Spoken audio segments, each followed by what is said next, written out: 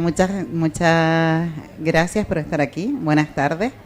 Y vamos a merecer un aplauso, porque esto que los que quedamos hoy en la feria somos los frikis. Porque jugando la Champions del Real Madrid en París, pues la verdad que los que están aquí, de verdad que es un mérito. Y saludar a este niño que está aquí detrás. No te vayas, a ti. Ah, vale. Porque le estaba comentando a José que te llevo viendo años en la Feria del Libro. Años, no sé ni cómo te llamas, pero años, que vas a todas las presentaciones y me encanta verte, porque la verdad que eres una presencia habitual que gusta, ¿no? Que agrada. Y bueno, vamos a hablar de José esta tarde.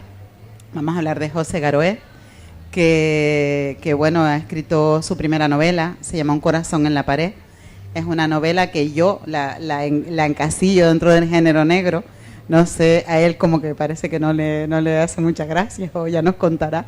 Hoy en día el género negro policial y criminal abarca una serie de temas, de temáticas que pueden incluirse, y a veces se ha perdido también ese estilo clásico de lo negro, el negro tradicional. Pero bueno, hay asesinatos por medio, Un corazón en la pared, no les voy a hacer spoiler porque no es justo, pero empieza con el asesinato de una mujer en una iglesia en Sevilla, y a raíz de ahí se suceden una serie de asesinatos a mujeres en iglesias en Sevilla, con lo cual puede dar pie a la aparición de un asesinato en serie. Y bueno, y ahora José nos va a contar, porque si no yo les cuento, yo hablo mucho. Cuéntanos, José, cuéntanos de dónde sale la novela, por qué te inspiraste en este tipo de literatura, por qué por aquí, ¿no? Porque además creo que es una novela que empezaste o que intentaste empezar años atrás, que la habías abandonado y de repente, durante la pandemia, la retomaste y surgió. ¿Cómo con una edad determinada vuelves a una edad más adulta, retomar esa historia y convertirla en una novela? Bueno, primero gracias a todos por venir. Una de las partes de la novela la empecé a escribir con 12 años. 12 años y 30 años después, pues fue cuando surgió la oportunidad de volver a escribir por la pandemia.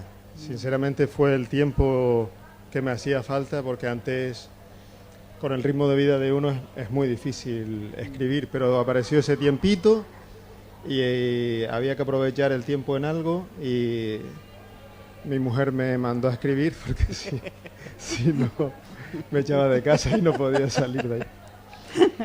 Una buena terapia. Sí.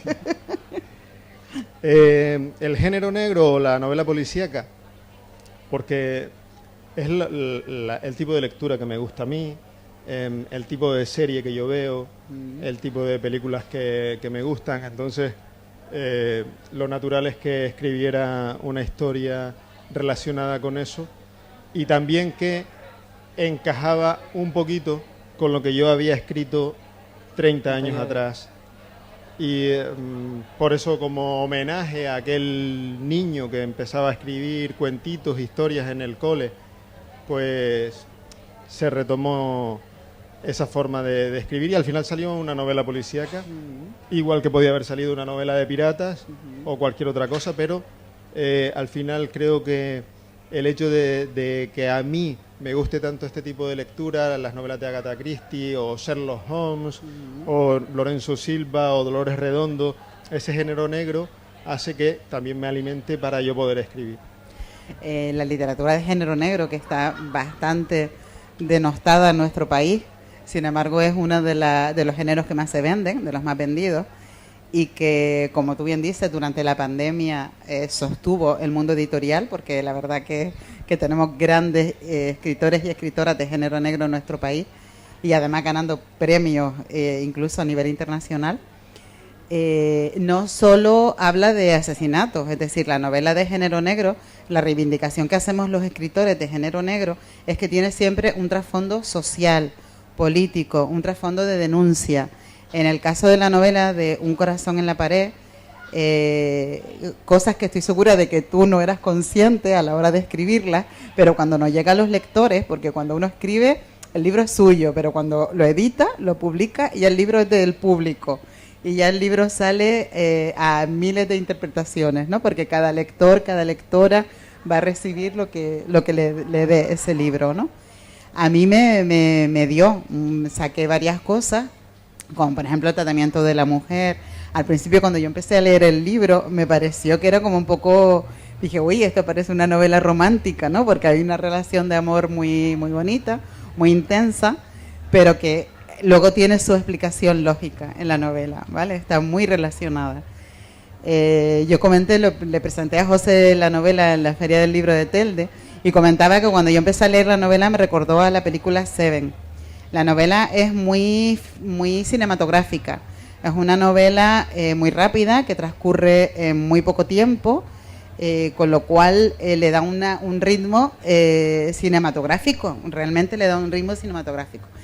No sé si tú fuiste consciente, le diste ese ritmo aposta o simplemente a la hora de empezar a escribir, como bien dices que empezaste con 12 años, con esa mentalidad de niño, ¿eso influyó a la hora de escribir la novela?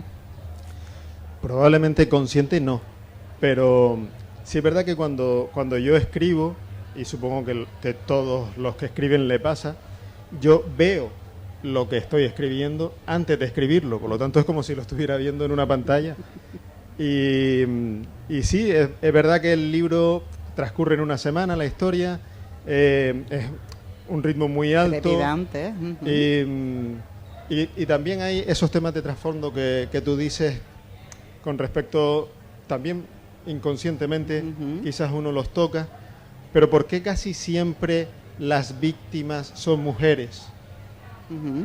Sí, una buena pregunta. ¿Por qué casi siempre las víctimas son mujeres? ¿O por qué siempre el papel del hombre es el de proteger a la mujer? En este caso, en la novela, quizás se ve algo diferente, a pesar de que el protagonista es un policía de homicidios, pero es muy dependiente de su mujer. Es ella quien lo sostiene, ella es quien lo salva del día a día.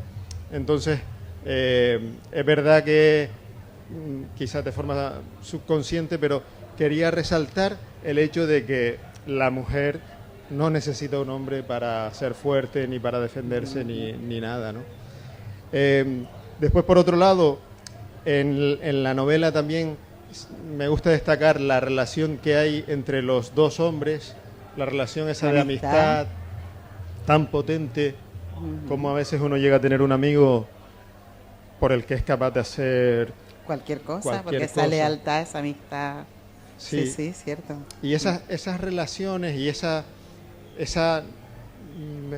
denuncia o lo que se ve en la propia vida también entra dentro del género negro, porque cuando al final uno se centra en eso en su vida, ¿no? Las amistades, en la familia, en las relaciones con los hijos, y cuando hay algo que amenaza eso, claro, hay que ver qué es lo que es capaz uno de hacer cuando alguien le amenaza. Esta tarde presentaba a las 5 de la tarde a una niña, otra escritora canaria, que, bueno, sus novelas se desarrollan en Escocia. Entonces, la tuya se desarrolla en Sevilla. Ella utiliza seudónimo y tú también.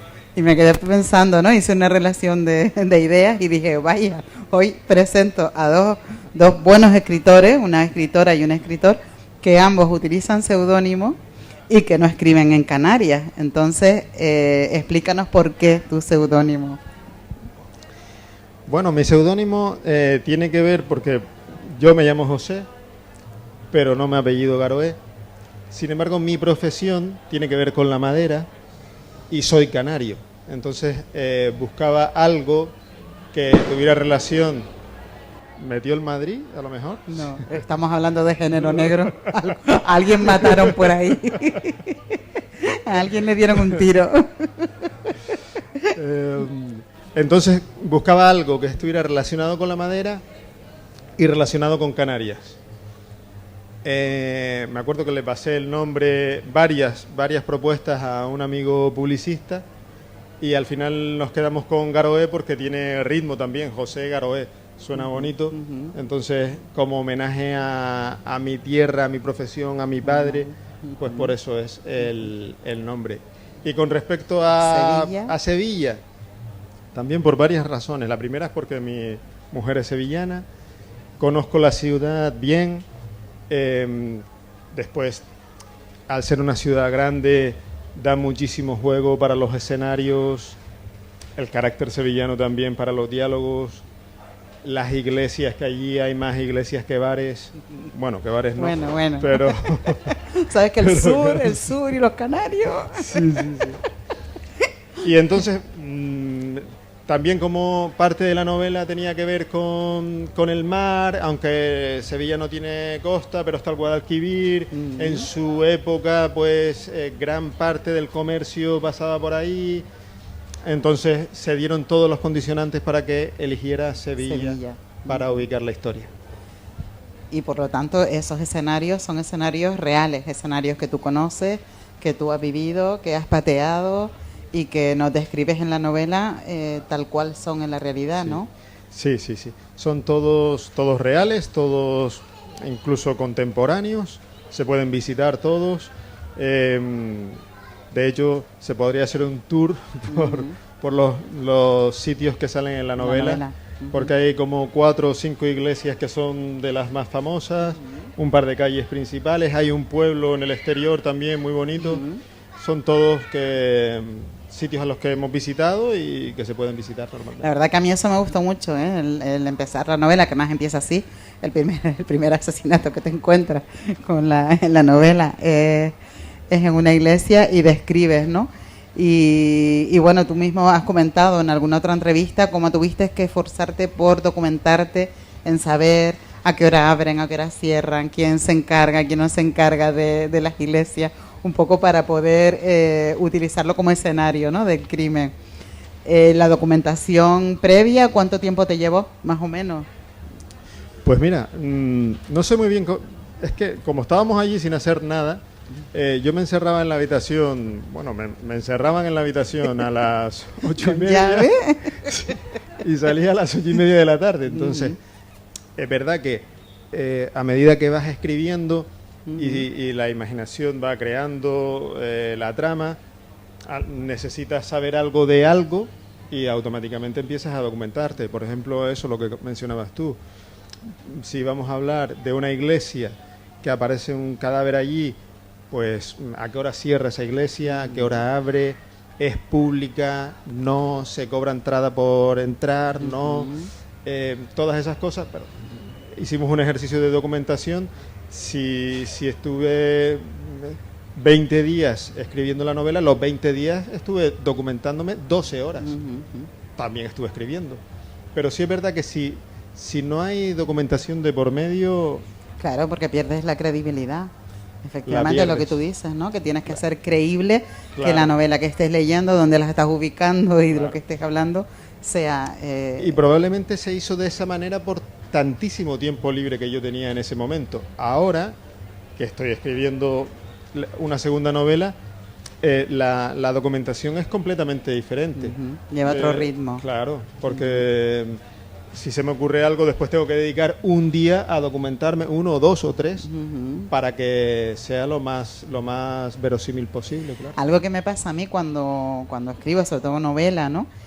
Solo tengo una novela en el mercado, el resto son o microrelatos o relatos, pero novela solo tengo una. Y a mí me costó mucho, y siempre se lo pregunto a todos los autores y autoras con los que hablo, ¿no?, de novela. Y sobre todo en género negro. En tu caso creo que iba a ser más complicada esta respuesta. Yo, por ejemplo, escribía y cuando no estabas escribiendo, porque tienes que trabajar o tienes que... A lo mejor iba en la guagua y yo iba en la guagua pensando en mis personajes, ¿no? O sea, iba mi chica por aquí, el inspector por acá, no sé qué. ¿Cómo lo has hecho tú estando encerrado cómo te despegas, cómo dejas la habitación para ir a cenar o para ir a comer si los personajes están en la cabeza. ¿No te pasaba de a lo mejor estar comiendo y de repente decir, anda, pues ahora a Tomás le va a pasar no sé qué? Y ¿cómo estando encerrado tanto tiempo sin salir de casa? Porque algo que tenemos en común los escritores, quienes escribimos, aquí está Elena también, quienes escribimos, te encierras porque tienes que tener soledad y tienes que tener tu espacio, pero sales a la calle. En el caso de la pandemia, ¿cómo te apañaste para precisamente controlar eso, ¿no? Poder controlar que te vinieran esas ideas a la cabeza, que tus personajes te dieran vueltas y tú poder estar con tus niños, tu mujer, o sea, ¿cómo te las apañaste? No fue fácil, pero creo que fue mérito de ellos, porque estando ahí, mientras estás escribiendo, todos tus sentidos y sobre todo mentalmente estás siempre dentro de la novela. Sí. Cualquier cosa que ves, cualquier cosa que oyes puede ser algo. De hecho, constantemente yo estoy tomando notas en mi móvil de cosas que veo, una frase que me gusta, que desencadena algo. Entonces estábamos viendo una peli y de buenas a primeras yo no estoy mirando la pantalla y estoy escribiendo. Pero claro, gracias a que ellos me lo permitían, ¿no? Y ahora que no estamos en el periodo de confinamiento, pues también es que es igual. Yo estoy esperando a lo mejor a que llegue alguien, porque tengo que medir a un cliente, lo que sea, y en el coche estoy con eso. No para nunca la mente. No para. Por eso es tan difícil despedirse de los personajes de una novela. Esa es una pregunta que yo recuerdo que te hice, ¿no? Tu novela es un final abierto con posibilidad de una segunda parte o más, una saga. ¿Lo tienes en mente? Es decir, ¿estás pensando en continuarla? ¿O te has despedido definitivamente? No me he despedido definitivamente, pero no estoy pensando en hacer una saga ni en una segunda parte, pero tampoco lo descarto. Pero es verdad que necesitaba despedirlos un tiempo, porque estaban muy presentes en todos los sentidos. Entre otras cosas porque cuando uno escribe, quieras o no, muchas de las cosas que uno escribe no son autobiográficas, pero casi. Claro. Porque uno se alimenta de sus vivencias. Claro. Sí. Entonces, en el caso de la novela, hay uno de los personajes principales, pues me recuerda mucho a mi mujer. Y lo tenía que despedir, porque si no, sufría yo mismo. Sí. No sé muy bien si se logra entender, pero es que uno sufre cuando el personaje sufre. Claro. Uno llora a veces por lo que le va a pasar al personaje, pues hablo de otra manera, pero es que la historia la historia te va viniendo, o sea, tú no la eliges. Es como autoevolutiva, ella sola se va creando y tú simplemente pones el lápiz y el papel. Que es como el caso de los personajes, ¿no? De los protagonistas. Al lector, a las lectoras, nos van viniendo los protagonistas a raíz de que te vas metiendo en la novela, ¿no? Y les vas conociendo psicológicamente, vas conociendo sus... claro, nos habla de dos inspectores de policía que no sé qué edad puedan tener, pero treintañeros más o menos, treintañeros, pues 30 años de la vida de estas personas que no conocemos. Entonces, sin embargo, a raíz de que vas entrando en situaciones, en contextos, en la relación de amistad que tú comentabas entre ellos, Joaquín y Tomás, llega un momento en que te solidarizas, te conoces a los personajes y consigues la empatía, ¿no? Empatizar con ellos. Incluso a veces empatizamos con los propios asesinos, ¿no? Porque es así. Lo que decías tú, ¿no? Que vas escribiendo y vas todo el día pensando y todo el día con eso. Es muy difícil despedirse de los personajes, pero sí, tienes razón, que a veces hay que hacerlo. Y la novela, el giro final que le diste, lo tenías marcado desde el principio, es decir, tú eres de los que escribe, de que te haces tu estructura de novela y vas trabajando según sale, pero con ese guión, o... no sé qué será. o simplemente, ¿sabes? No sé, la tenías ya previsto o al final surgió de esa forma No. y te inventaste ese final, ese giro final tan sorprendente. El giro ese tan sorprendente, eso fue lo que escribí con 12 años. Uh-huh. Entonces, no sabía muy bien si encajaba bien, si no. De hecho, fue un salto al vacío porque es algo que es casi que un cambio de género. Sí, totalmente. Pero es interesante, es una conjugación interesante. Algo, sí, o sea, a mí me resultó interesante, ¿no? Al terminar de la novela. Creo que es una fusión, puede que por inesperada, sorprendente, agradable. Es como el que mezcla, no sé, ahora como está tan de moda esto de la cocina ultramoderna, pues hay unas mezclas ahora que hace 20 años no se imaginaban que se podían hacer y ahora se hacen croquetas de macarrones. Sí, una fusión, fusión inesperada. Sí, y con respecto a cómo escribo, yo sé el principio y el final, pero lo que está en medio, no. Es como si veo un barco desde lejos, yo sé que es un barco, pero no sé cuántas ventanas tiene, no sé. A medida que se va acercando, yo lo voy descifrando. Pues con la novela es lo mismo.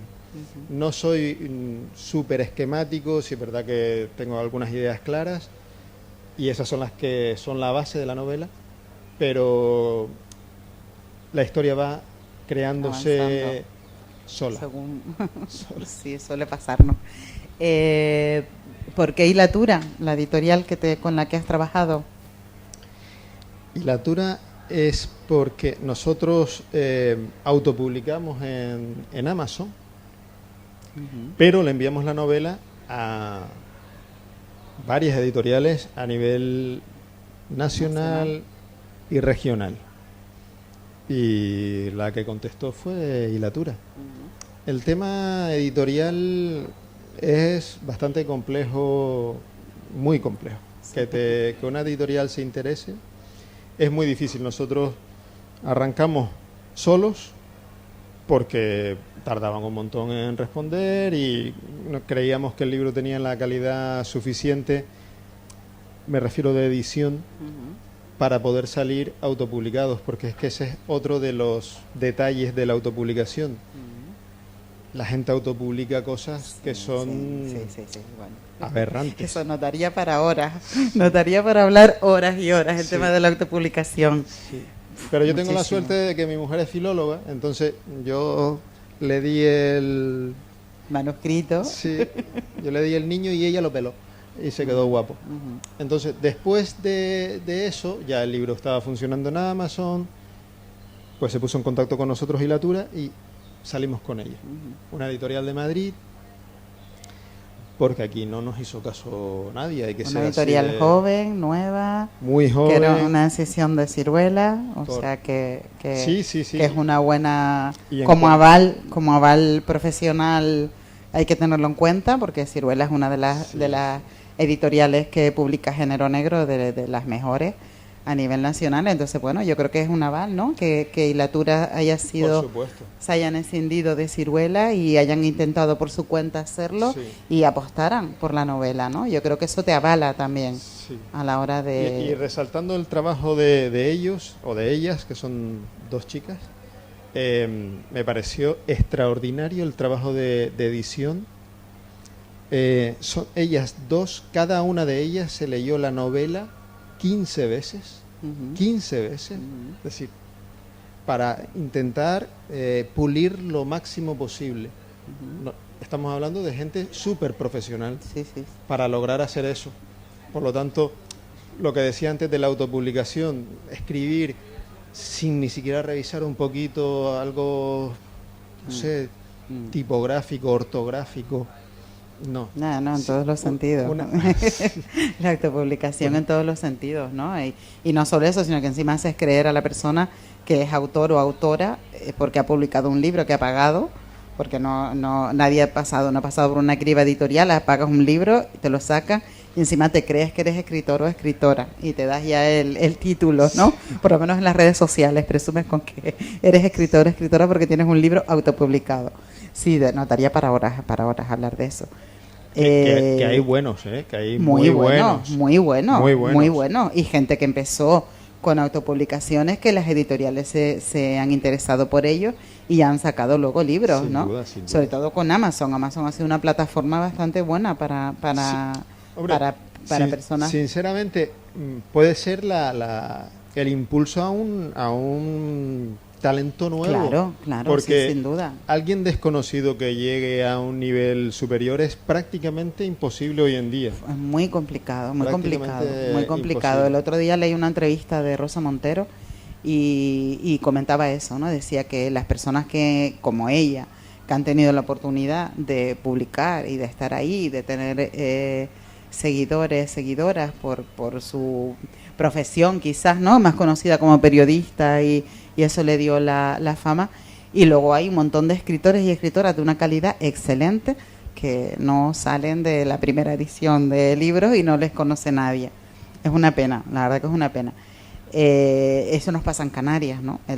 Cómo está la situación de la literatura aquí en Canarias, que tenemos unos talentos impresionantes, pero luego lo que tú comentabas antes, que las editoriales pues tampoco ayudan mucho.